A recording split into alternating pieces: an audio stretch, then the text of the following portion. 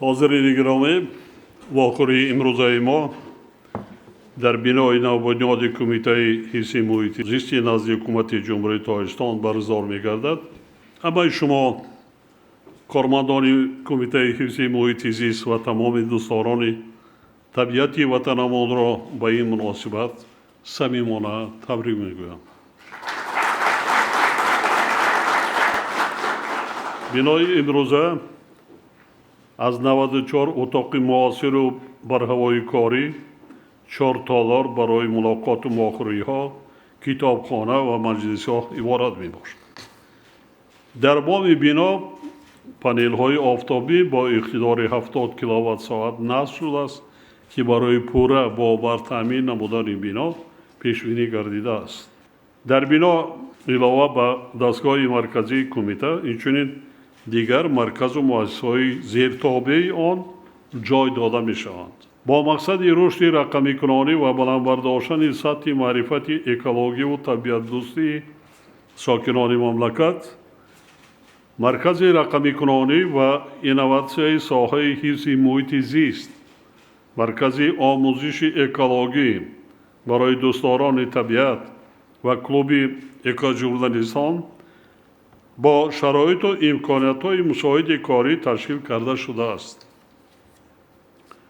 طی سالهای اخیر با دستگیری حکومت مملکت اکثر ساختارهای کمیته در کشور با بناهای نو معماری تامین گردیدند که ارزش عمومی ساختمان آنها بیش از 200 میلیون سومانی میباشد.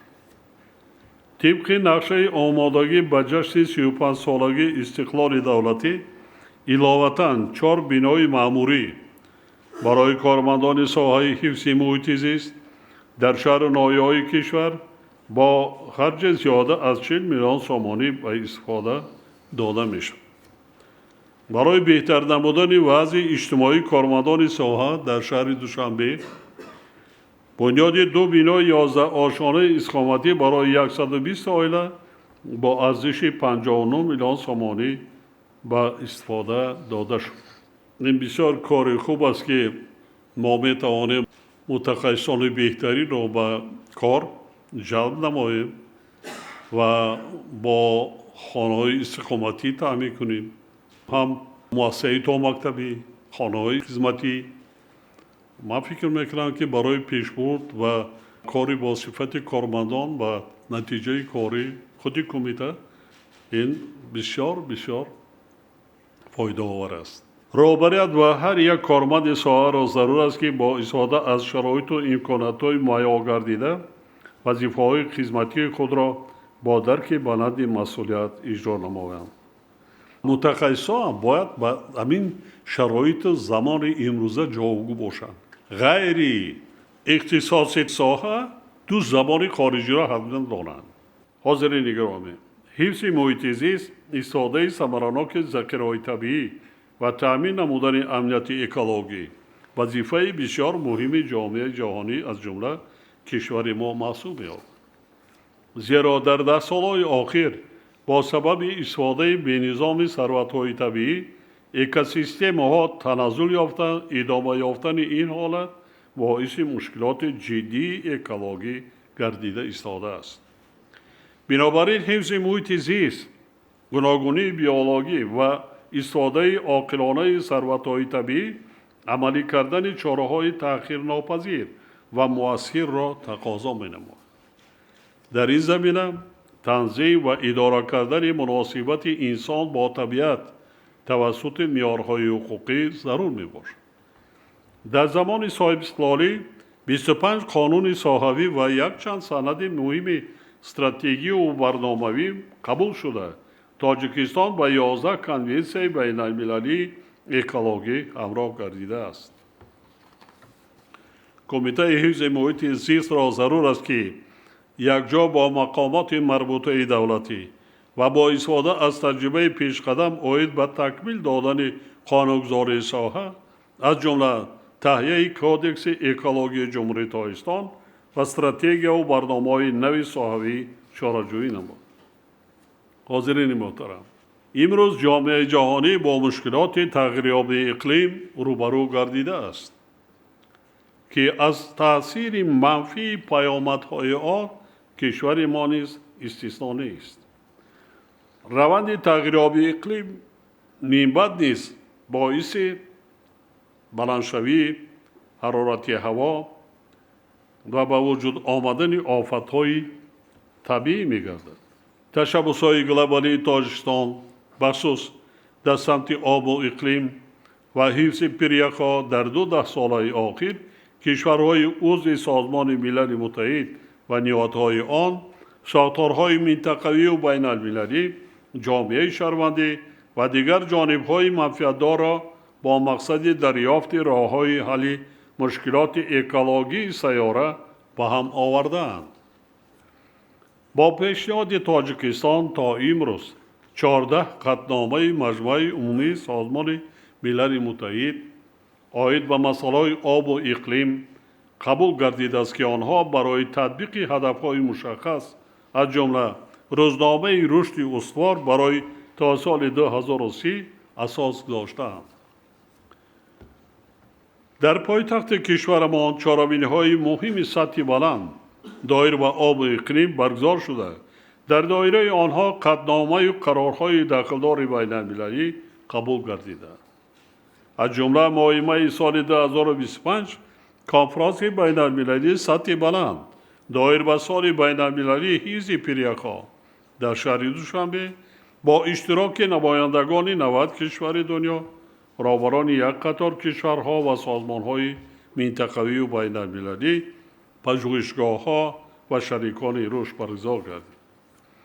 در حجت اساسی کنفرانس مذکور یعنی قطعنامه دوشنبه عاید به حفظ پریخ‌ها که همچون سند رسمی مجمع عمومی سازمان ملل میان کشورهای عضو پهن گردید، ضرورتی به روزنامه گلوبالی وارد نمودن مسئله حفظ پریخ‌ها ادامه روند دوشنبه عاید به حفظ پریخ‌ها و جلب بیشتری مبلغ‌زایی در این سمت تاکید شده است.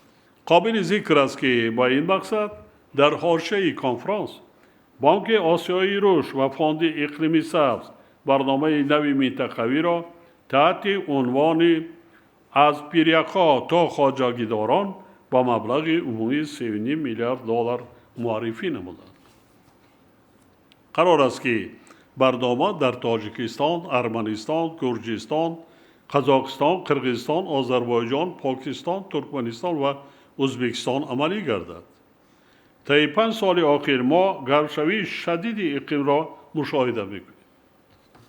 طبق گزارش ششم گروه بین حکومتی کارشناسان عاید به تغییریابی اقلیم نزد سازمان ملل متحد تا سال 2050 کشور ما با افزایش خشکسالی، نااستواری ذخیره‌های آبی، زیاد شدن آبخیزی و طوفان‌های چنگ و غبار روبرو می‌گردد.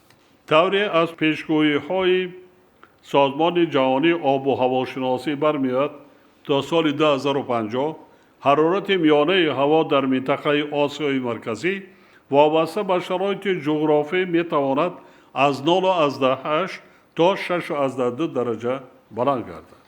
اینچنین نااستواری بارشات نیز پیشگویی شده وابسته به منطقه‌ها در دوام سال می‌تواند از معیار 27% کم یا تا 24% افزایش یابد.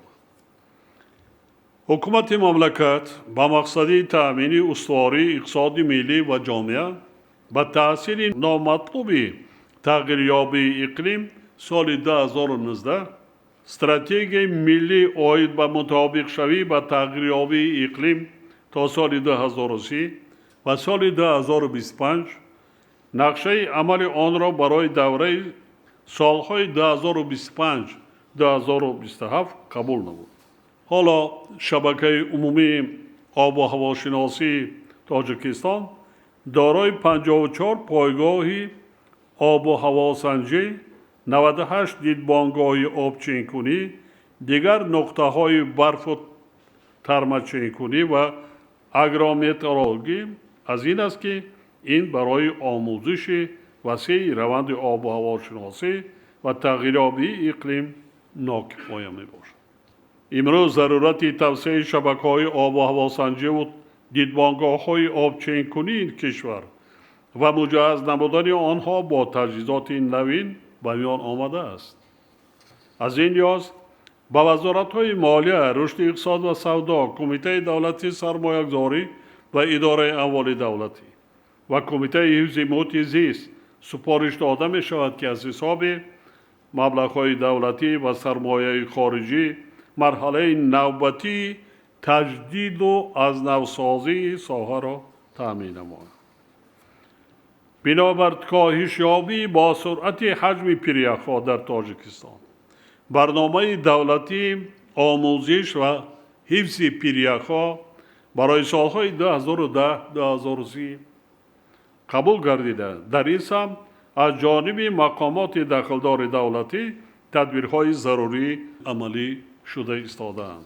کمیته حفظ محیط زیست و مقامات مربوطه دولتی را ضرور است که با در نظر داشت تشبس‌های گلوبالی تاجیکستان از جمله تشبس در خصوص اعلان کردن سالهای 2025-2034 همچون 10 ساله عمل برای علم‌های کریوسفری برنامه مذکور را تکمیل داده برای تصدیق به حکومت مملکت پیشنهاد نمایند. پایگاه آب و هواشناسی دایر به آموزش پیرک کلانترین منطقه ونجیخ فیچنکا از سال 1933 فعالیت می نماید که آن اهمیتی بلند علمی و ساوی دارد. بنابراین مقام وکالتدار ضرور است که برای با تجهیزات زمانوی مجهز گردانیدن و به شبکه‌های بین المللی آب و هواشناسی شامل نمودن آن تدبیرهای ضروری اندیشد. نگاه داشتن گوناگون بیولوژی کشور، حفظ نباتات و حیوانات نادر و پیشبرد نظارت دولتی دایر به استفاده عاقلانه ثروت‌های طبیعی سمت مهم فعالیت مقامات حفظ محیط زیست و دیگر وزارت اداره‌های دخلدار و حساب می‌روند. سال 2024 کشور ما با اتحاد بین المللی حفظ طبیعت شامل گردید که آن با جلب بیشتری مبلغ‌های گرانتی فاندهای بین المللی اکولوژی مساعدت می‌نماید. در دوره صاحب‌سالاری در تاجیکستان مساحت عمومی حدودهای طبیعی مخصوص محافظت شونده از 420,000 هکتار به 3.1 میلیون هکتار رسانیده شد. این 22% حدود کشور را تشکیل می‌دهد که در مقیاس منطقه و اتحاد دولت‌های مستقل بی‌نظیر است. با مقصد تامین نمودن رشد منبع حدودهای طبیعی مخصوص محافظت شونده با کمیته حفظ محیط زیست سپارش داده می شود که لایحه استراتژی ملی حفظ گوناگونی بیولوژی و برنامه رشد حدودهای طبیعی مخصوص محافظت شونده برای سالهای 2026 و 2030 را تهیه و به حکومت مملکت پیشنهاد نمود. حالا در نظام حدودهای طبیعی مخصوص محافظت شونده 3 ممنوعگاه، 1 رزروات بیاسفری، 4 پارک طبیعی، 13 پرورشگاه فعالیت دارد که از آنها پارک ملی تاجیکستان با مساحت 2.6 میلیون هکتار و ممنوعگاه طبیعی بیشه پلنگان با مساحت 49,000 هکتار به فهرست میراث جهانی یونسکو شامل کرده شدند. در رابطه با این با کمیسیون ملی تاجیکستان عاید به کارهای یونسکو با کمیته حفظ محیط زیست سپارش داده می شود که در سال 2026 برای وارد نمودن رزروات بیاسفری رامید به فهرست شبکه جهانی رزروات‌های بیاسفری یونسکو چاره‌های عملی اندیشید. تحلیلات نشان می‌دهند که در نتیجه تکمیل نظارت دولتی و اداره کنی استوار حدودهای طبیعی مخصوص محافظت شونده و حفظ گوناگونی بیولوژی سالهای آخر سرشمار نمودهای نادر حیوانات از جمله مارخور، گوسفند کوهی، ارخر یعنی مارکاپولو و ببر برفی زیاد گردیده ایستاده‌اند. در 3 سال اخیر با مقصد حفظ حیوانات نادر در ناحیه مرغاب مرکز عافیت بخشی ببر برفی در رزروات بیاسفیری رامید و پارک طبیعی سریخاسار، پرورشگاهی گوزن بخارایی و در ممنوعگاه طبیعی دشت جم پرورشگاه مارخور تشکیل کرده شده است. پرورشگاه مارخور را زیاد کردن در کار. حیوان نادری همه جا نمیشه، همه دولت ها نمیشه. در محیط ما رنگ وطنش اینا زیاد کردن در کار راهش است.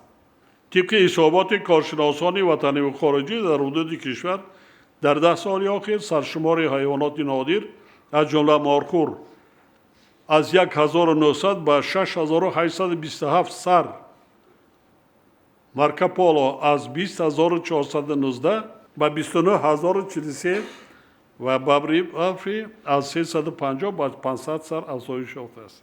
این هم بشود یک سمت سیاحی. سال 2023 با پیشنهاد تاجیکستان قطعنامه مجمع عمومی سازمان ملل متحد قبول گردید که طبق آن هر سال 24 می همچون روزی بین المللی مارخور جشن گرفته می شود. با مقصد دقیق بیان نمودن روند زیادشوی حیوانات نادر کشور از جمله ببر برفی، مارخور و ارخر و کمیته حفظ محیط زیست و اکادمی ملی علم ها سپارش داده می شود که در همکاری با اتحاد بین المللی حفظ طبیعت به حسابگیری واقعی این حیوانات نادر را انجام داده از نتیجه آن با حکومت مملکت حسابات پیشنهاد نمایند. همچنین به کمیته حفظ محیط زیست و دیگر مقامات دخلدار دولتی سپارش داده می شود که در اساس معلومات کتاب سرخ فعالیت خود را در سمت برقرار و حفظ نمودن سرشمار حیوانات نادر و ذخیره‌های عالم نباتات ثمرناک برآمانند.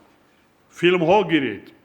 تلویزیون تاجیک فیلم همراه کارمندان کمیته محیط زیست همین حیوانات ها را طبیعت تاجیکستان کرده مونده کار به نهایت زیبا است. بخش سیاحی اکولوژی یکی از سمت‌های ازلیتناک اقتصاد به شمار رفته امکان می‌دهد که در منطقه‌های دوردست اینفراستراکچور محلی از جمله راه‌ها، محل‌های زیست و خدمت‌رسانی‌های اجتماعی رشد یابد.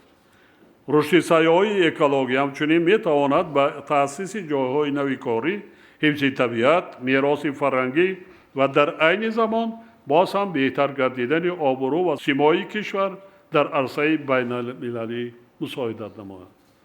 کمیته های حفظ محیط زیست، رشد سیاحی و مقامات اجرایی محلی حاکمیت دولتی را ضرور است که برای تهیه و تصدیق خریطه های راه و خط‌سیرهای نوی سیاحی اکولوژی در حدودهای طبیعی مخصوص محافظت شونده و منطقه‌های دارای اهمیت اکولوژی چاره‌های ضروری اندیشند.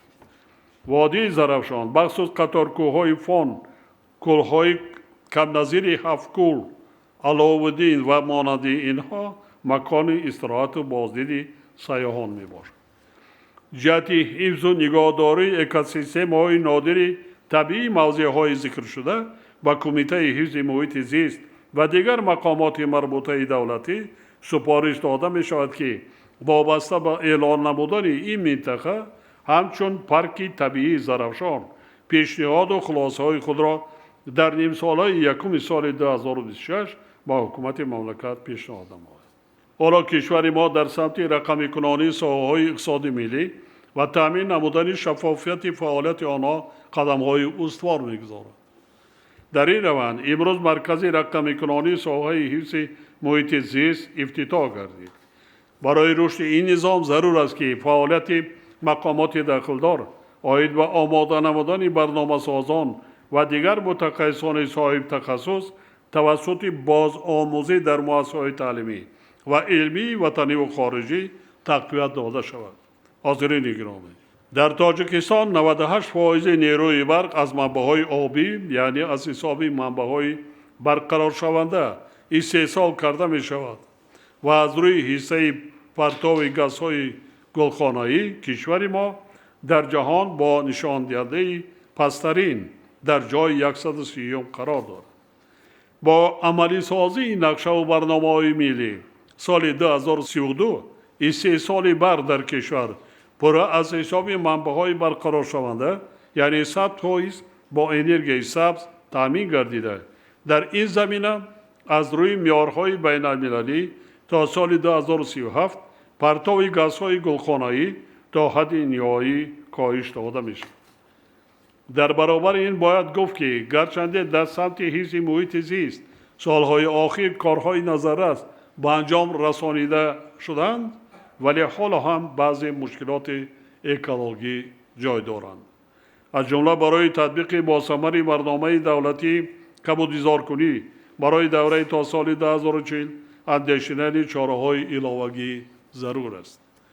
طبق نقشه عملی برنامه مذکور در 3 سال اول در مساحت 2180 گکتار نهال خانه ها تشکیل و شنانیدن و پرورش 2 میلیارد بیخ درخت و بوته ها در دوره تا سال 2040 تامین کرده می شود. در بعضی حالت ها با سبب رعا نگردیدن تکنولوژی شنانیدن نهال ها، انتخاب نادرست قطعه زمین و با اقلیم محل مطابق نبودن نهال ها همه سالک خشکشوی نهال های شنانیده شده به نظر می رسد. طبق معلومات سال 2025 در دایره تطبیق برنامه از جانب وزارت اداره ها، تشکیلات و مؤسسات جمهوری و مقامات اجرایی محلی حاکمیت دولتی 3,100,000 بیخ نهال شنانده شده است که 105% نقشه را تشکیل می‌دهد. ضرور است که جریان کارهای کمودیزارکنی کشور زیر نظارت قطعی و مانیتورینگ تطبیق برنامه با اصولهای معاصر و رقمی برآمده شد. کمیته حفظ محیط زیست، اگنتی خارجی جنگل، وزارت اداره ها و مقامات اجرایی حاکمیت دولتی وظیفه‌دار کرده میشوند که اجرای نقشه برنامه دولتی کمودیزارکنی را پرره تامین نموده شنانیدن و پرورش نهال‌ها را در اساس قاعده‌های اگروتکنیکی برآورد. سالهای آخر افزایش اهالی، رشد صنعت، وسعت‌یابی ساختمان و زیادشوی واسطه‌های نقلیات باعث افزودن نمودهای گوناگون پرتو گردیده است. وابسته به این با تنظیم درآوردن مسائل وابسته به پرتوها از جمله جمع‌آوری، نگهداری، کشانیدن، با نوها جدا کردن و کارکرد پرتوهای سخت معیشی در کشور بهبودی جدی را طلب می‌نماید. تأکید می‌نمایم که در کشور مکانیزم اداره کنی مجموع پرتوهای استحصالی، استعمالی و ساختمانی به طور ضروری برآمده نشده است تا امکانیت تشکل دادن نظام ثمرناک مناسبت‌ها توسط رشد همکاری بین اداروی، جلب بخش خصوصی و تشکیلات‌های جمعیتی فراهم آورده شد. ساختمان کارخانه‌های مجموعه کارکرد پرتوها در شهر و ناحیه‌های کشور با جلب سرمایه وطنی و خارجی با در نظر داشت تجربه پیشقدم و پیشنهاد امتیازها برای آنها می‌تواند با کاهش یابی پرتوها تأثیری مثبت رساند. نباید فراموش کرد که این کار از لحاظ اقتصادی و اجتماعی و اکولوژی برای کشور منفعت زیاد دارد. تحلیلان نشان می‌دهند که با سبب زیاد شدن اهالی و رشد استحصالات، حجم و مساحت زمین زیر پرتوگاه‌ها سال به سال زیاد شده ایستاده است. طبق معلومات کمیته خواجگی منزلی کمونالی و مقامات اجرایی محلی حاکمیت دولتی در کشور همه ساله زیاده از 2 میلیون تن پرتو سخت معیشی جمع می شود و مساحت عمومی پرتوگاه‌ها زیاده از 300 گکتار را تشکیل می‌دهد. امروز در مملکت شماره کارگاه‌های خرد کارکرد پرتوها کم بوده. در آنها اساساً پرتوهای پلاستیکی، کاغذ، روغن‌های استفاده شده واسطه‌های نقلیات، رزین و آهن‌پاره و مانند اینها کارکرد می‌شوند. لیکن اقتدار این کارگاه‌ها برای کارکرد و کاهش دادن حجم همه گونه پرتوها ناچیز می‌باشد. بنابراین تشکیل کردن کارخانه‌های کلان کارکرد پرتوها در حدود پرتوگاه‌های عمل کننده می‌تواند مساحت جایگیرانی و حجم پرتوها را در محیط زیست کاهش دهد. برای کاهش دادن تأثیر منفی پرتوها با محیط زیست و سلامتی انسان ضرور است که مکانیزم‌های هوسمندگردانی و کارکرد و استفاده تکراری پرتوها جاری کرده شد. از این لحاظ سپارش داده می شود که وزارت‌های صنعت و تکنولوژی نو، تندرستی و حفظ اجتماعی اهالی، کمیته دولتی سرمایه‌گذاری و اداره اموال دولتی، کمیته‌های خواجگی منزلی و کمونالی، حفظ محیط زیست، معماری و ساختمان و مقامات اجرایی محلی حاکمیت دولتی مکانیزم جایگیرانی، کشانیدن و کارکرد پرتوها را تهیه نمود. در این روند ضرور است که با جلب سرمایه، شریکی دولت و بخش خصوصی برای وارد نمودن تکنولوژی‌های معاصر و ساختمان کارخانه‌های کلان کارکرد و بی‌ضررگردانی پرتوها تدبیرهای ضروری اندیشیده شد. همزمان با این کمیته حفظ محیط زیست صدور کرده می شود که در همکاری با دیگر مقامات مربوطه دولتی استراتژی ملی اداره کنی پرتوها را برای دوره تا سال 2035 تهیه و با حکومت مملکت پیشنهاد نمود. از زمان ساخت گذشته در اکثریت شهر ناحیه‌های مملکت انبارهای زهرخیمیکات‌ها باقی مانده‌اند که آنها به سلامتی اهالی و محیط زیست خطر جدی ایجاد می‌کنند. از جانب کمیته حفظ محیط زیست در همکاری با شریکان رشد در ولایت‌های سوخت و قطلان در حجم قریب 6.5 هزار تن زهرخیمیکات‌ها و خاک‌های زهرآلود شده طبق استانداردهای بین‌المللی تازه کرده به پرتوگاه زهرخیمیکات‌های ناحیه وحش که مطابق به معیارهای بین‌المللی ساخته شده است انتقال داده شدند.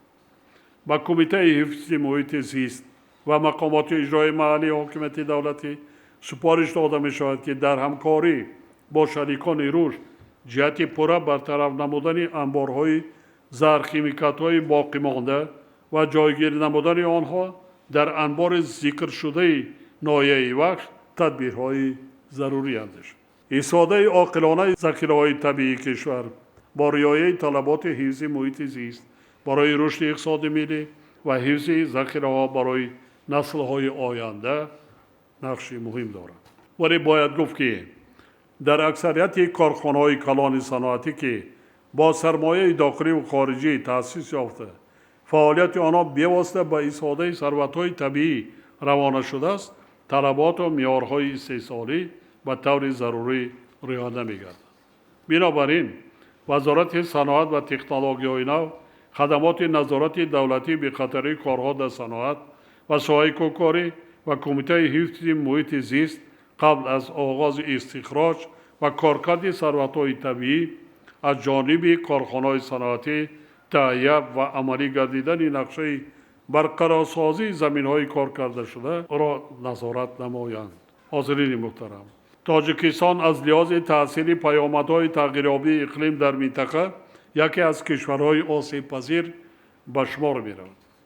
در شرایط تأثیر نامطلوب تغییریابی اقلیم برای نگاه داشتن گوناگونی بیولوژی، بهتر نمودن وضع عالم نباتات و حیوانات، پیشگیری کردن آبشوی با سرعت پیریخا و حفظ ذخیره‌های آب و زمین، افزایش دادن مساحت قبول‌گذارکنی، کارکرد پرتوها و حل و فصل دیگر مشکلات محیط زیست، ما باید از همه امکانیت‌های موجوده ثمرناک استفاده بریم. ما را ضرور است که جهت حل این مسئله با مبلغ‌های گرانتی فاند گلوبالی اکولوژی، فاند اقلیم سبز، اتحاد بین‌المللی حفظ طبیعت و دیگر سازمان‌های مالیوی دسترسی دائمی داشته باشد. سال 2024 مرکز تطبیق لایحه‌های سرمایه‌گذاری کمیته حفظ محیط زیست اکریدیتاسیون فاند اقلیم سبز را جهت دسترسی مستقیم به تطبیق لایحه‌ها را با مبلغ تا $50 میلیون به دست آورد که این البته کار خیلی خوب است. کمیته حفظ محیط زیست را ضرور است که برای جلب بیشتر مبلغ‌های گرانتی از حساب فاندهای مخصوص اقلیمی و سازمان‌های بین‌المللی جهت عملی نمودن استراتژی و برنامه‌ها چاره‌های علاوه‌ای اندیشید. از جانب حکومت مملکت هر 5 ساله برنامه دولتی مجموعه رشد تربیت و معرفت اکولوژی قبول گردیده در دایره آن برای بلند برداشتن سطح معرفت اکولوژی اهالی کارهای مشخص عملی می‌گردد. با وجود این در این سمت هنوز هم کمبودی‌ها جای دارند. در پیام رهبر دولت از 28 دکمبر سال 2023 درباره سطح پست معرفت اکولوژی بعضی از شهروندان بخصوص پرتافتن پرتوها از درون نقلیات با راه‌ها و جاهای جمعیتی سپارش شده بود که به قانونگذاری کشور تغییر و الهه‌ها وارد کرده شد. از این رو به وزارت مالی و علم، کمیته حفظ محیط زیست، مقامات اجرایی محلی حاکمیت دولتی و دیگر مقامات داخل‌دار سپارش داده می شود که با مقصد بلند برداشتن سطح معرفتناک اهالی کشور تدبیرهای ضروری اندیشیده با در نظر داشت تجربه پیشقدم برنامه نوی رشد معرفت اکولوژی برای سالهای 2026-2030 را تهیه و به حکومت مملکت پیشنهاد نمایید.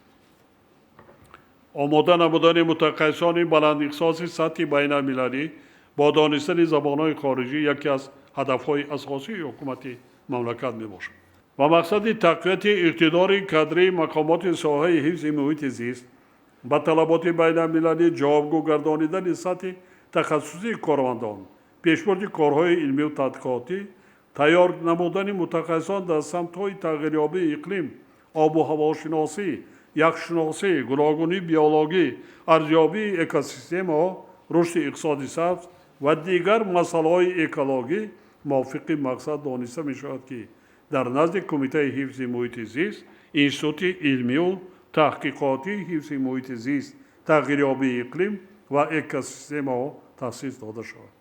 بعضی مدیر تکنیکی داره؟ کادرها میرسن؟ متخصصان داره؟ حاضرین گرامی، طبیعت ناتکرار تاجستان، آبهای زلال، چشمه‌های شیرین و شفابخش، کوههای زیبا و سربلند دارای ثروت‌های بای زیرزمینی در جهان کم نظیر میباشد.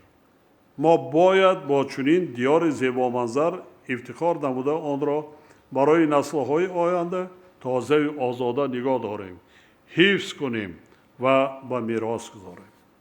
اجرای هدف‌های استراتژی دولت دایر به تأمین امنیت اکولوژی اهالی، حفظ محیط زیست و بلند برداشتن سطح و صفت زندگی مردم کشور از رهبریت و متخصصان کمیته حفظ محیط زیست مسئولیت دوچند را طلب می‌نماید. اطمینان دارم که کارمندان مقامات حفظ محیط زیست منبع نیست تمام دانش و تجربه و ملکه و مهارت خویش را برای اجرای وظیفه‌های در نزدشان گذاشته شده روانه نموده رسالت خود را با حس بلند وطندوستی اجرا می‌نمایند. با همه شما در عملی گردانی وظیفه‌های کسبیتان برای کار موفقیت آرزو می‌نمایم. سلامت باشید.